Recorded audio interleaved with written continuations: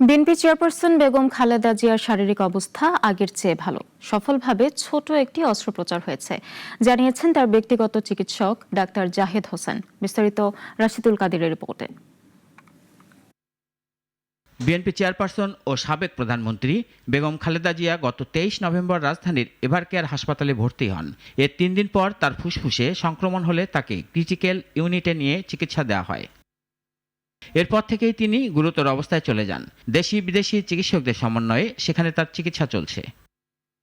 Kidney, diabetes সহ নানা জটিলতা রয়েছে খালেদা জিয়ার। তবে কিডনির সাময়িক কার্যকারিতা বেড়েছে এবং ফুসফুসের উন্নতি হয়েছে। তারপরেও তিনি আশঙ্কাপূর্ণ অবস্থায় আছেন। এমন অবস্থায় বিএনপি প্রধানের শারীরিক পরিস্থিতি জানাতে বিকালে হাসপাতালের ফটকের সামনে ব্রিফিং করেন তার ব্যক্তিগত চিকিৎসক।